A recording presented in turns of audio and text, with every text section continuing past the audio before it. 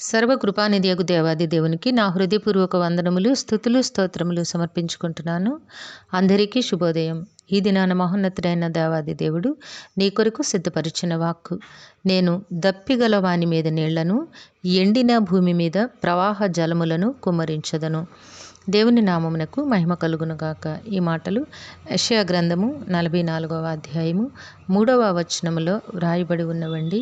ప్రియమైన నేస్తమా, నీ దేవుని వాక్కు కొరకు ఆశతో ఎదురు చూస్తున్న నీకు ఈ దినాన్న నీ దేవాది దేవుడు చక్కటి వాగ్దానమును, వాక్కును నీకు అనుగ్రహిస్తూ ఉన్నారు.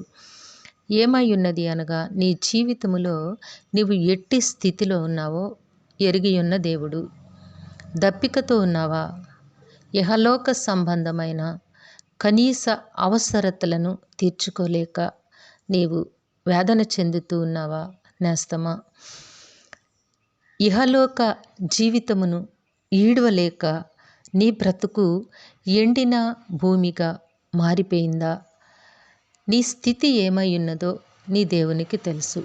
కనుక నీకు దేవుడిస్తున్న భరోసా ఏమిటి అనగా, నీవు దప్పికతో ఉంటే నీకు ఒక గ్లాసు నీరిస్తే నీ దాహము తీరుతోంది.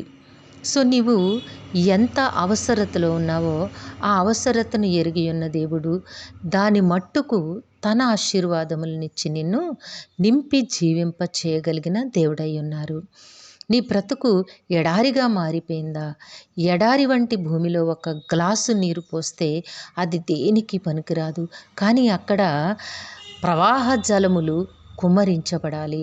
అట్టి ప్రవాహ జలములు కుమ్మరించబడినట్లయితేనే ఆ భూమి తన దాహమును తీర్చుకొని సస్యశ్యామలముగా ఉండగలుగుతుంది. కనుక నేస్తమా, నీ జీవితంలో నీవు ఎట్టి స్థితిని అనుభవిస్తూ ఉన్నావో నీ దేవునికి ఎరుకనే.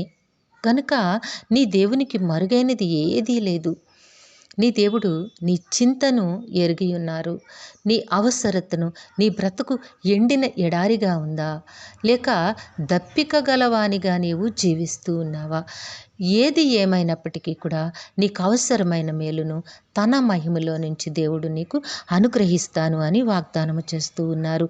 తన ప్రవాహ జలములను నీపై కుమ్మరించి అట్టి రీతిగా తన ఆశీర్వాదములను దేవుడు నీకు అనుగ్రహించి నిన్ను తృప్తి గలవానిగా, నీ బ్రతుకును ఆనందమయముగా దేవుడు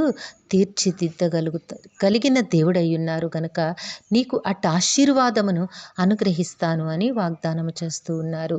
కాబట్టి నేస్తమా, దేవుని వాక్కు కొరకు ఆశతో ఎదురు చూస్తున్న నీవు ఈ దినాన నీ దేవాది దేవుడి నీకు చక్కటి వాక్కును అనుగ్రహించి ఉన్నారు. కనుక ఈ వాక్కు నీ జీవితములో ఫలించవలనని విశ్వాసముతో ప్రార్థన చెయ్యి. దేవుడు తన పరిపూర్ణమైన ఆశీర్వాదములు నీకు అనుగ్రహించి ప్రవాహ జలములు వంటి ఆశీర్వాదములు నీపై కుమ్మరించి దేవుడు నీ బ్రతుకులో నిన్ను జీవింపచేస్తారు. సమాధానము గలవానిగా దేవుడు నిన్ను, సంతోషము గలవానిగా నిన్ను, నీ కుటుంబమును దేవుడు జీవింపచేస్తారు. దేవుడిచ్చిన పరిశుద్ధ వాక్కు నీ కొరకు ఆశీర్వదించబడుగాక. ఆమెన్. ప్రార్థన చేసుకుందామండి. ప్రేమజాలి నమ్మకము కలిగిన దేవ, మీ ఘనమైన నామమును కొందరములు మీ బిడ్డకి మీరు ఇచ్చిన వాక్కును బట్టి స్తుతులు సమర్పించుకుంటున్నాం తండ్రి. నాయన, ఎంతో చింతతోనూ వేదనతోనూ అల్లాడిపోతున్న మీ బిడ్డకి నాయన మీ బలమైన వాక్కును, ఆశీర్వాదకరమైన మీ వాక్కును వినిపించారయ్యా. మీకు లెక్కలేని వందనములు. మీ బిడ్డ జీవితంలో తండ్రి మీ ఆశీర్వాదములను ప్రవాహ జలములుగా కుమ్మరించి నాయన నెమ్మదినిచ్చి సంతోషమునిచ్చి జీవింపచేయమని మీ కాలు పట్టి వేడుకుంటూ ఉన్నాము తండ్రి. మా ప్రియులందరినీ, వారి కుటుంబములను మీ దివ్య హస్తములకు అప్పగించుకొంచున్నాము నాయన. ప్రతి కుటుంబంలోనూ కూడా ఇట్టి ఆశీర్వాదమునిచ్చి జీవింపచేయమని మీ పాదములు బట్టి ప్రాధేయపడుచున్నాము తండ్రి.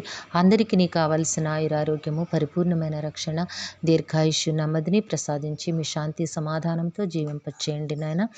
యవన కాలమందున్న బిడ్డలకి సకాలంలో చక్కని వివాహములు, ఉద్యోగములు, గర్భఫలములు ప్రసాదించండి తండ్రి. ఈ దినము పుట్టినరోజు, వివాహ దిన మహోత్సవములు జరుపుకొంచిన బిడ్డలందరికీ మీ ఆశీస్సులు దీర్ఘాయుష్ను అనుగ్రహించి మీ కృపలో జీవింపచేయమని ఈ ప్రార్థన మా రక్షకుడును మీ ప్రియ కుమారుడైన యేసుక్రీస్తు వారి అతి శ్రేష్టమైన నామమున అడిగి వేడుకొనిచున్నాము తండ్రి. ఆమెన్. సర్వకృపానిధియగు దేవుడు మీ కుటుంబ జీవితంలో ఉన్నతమైన ఆశీర్వాదములు అనుగ్రహించి మిమ్మును ఆయన నామ మహిమ కొరకు జీవింపచేయునుగాక. ఆమెన్. ఆమెన్. ఆమెన్.